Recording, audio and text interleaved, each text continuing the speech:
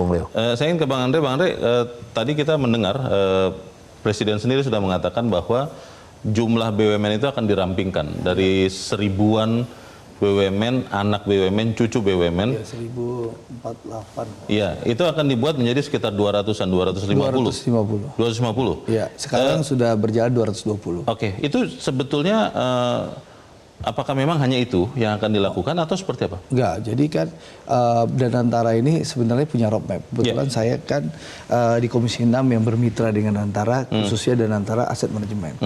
Yang sekarang melakukan penataan yang seperti judulnya Metro ini penataannya terhadap BUMN. Nah, penataan BUMN ini sebenarnya kan ini merupakan mandat yang sudah diberikan Presiden kepada Danantara, di mana Danantara ini bertugas untuk menjadikan BUMN kita jauh lebih baik, lebih sehat, lebih efisien dan mempunyai nilai manfaat lebih banyak kepada masyarakat. Nah, untuk itu, jadi penataan ini bukan sekedar merapikan BUMN, tapi ada tahap-tahapnya, ada roadmap-nya yang sudah disusun oleh Danantara secara berhati-hati, tidak ada, mohon maaf, tidak ada kesan tergesa-gesa. Ya, mereka mulai dengan tahapan pertama. Yang pertama ya penataan fundamental, Mas. Jadi penataan fundamental itu bagaimana mereka bukan hanya memperbaiki keuangan atau memperbaiki neraca, tapi model bisnisnya juga. Karena kalau neraca diperbaiki, model bisnisnya enggak kan nanti akan masalah yang sama akan berulang lagi. Nah, setelah fondasinya kuat, baru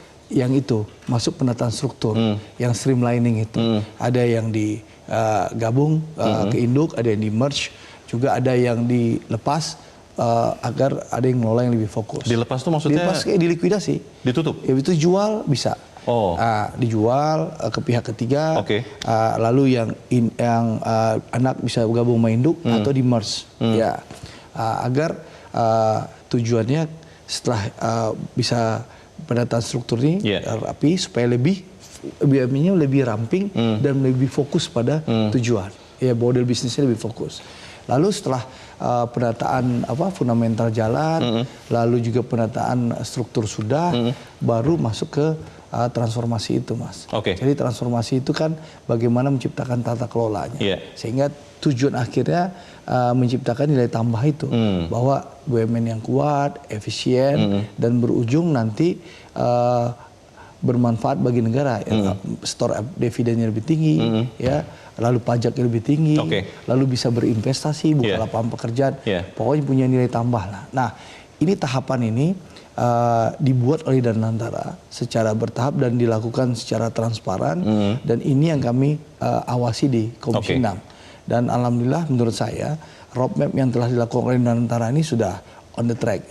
Banyak sekali perusahaan-perusahaan yang kita lihat bagaimana Danantara tadi disebut Krakatau Steel, ya. Krakatau Steel tuh waktu Danantara tuh belum ada masih merugi. Ya, siapa sih mau ngasih utang ke Krakatau Steel? Nggak ada.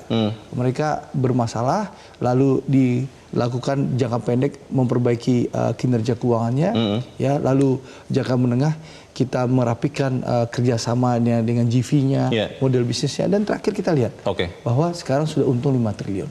Dan contoh lain supaya kita nggak omong-omong, contoh apa yang dilakukan oleh Danantara sekarang soal bagaimana kan ada belasan perusahaan logistik ini sekarang, ya, perusahaan logistik BUMN itu, ya, maksudnya, tapi dalam skala, ya, perusahaan logistik BUMN, tapi dalam skala kecil-kecil.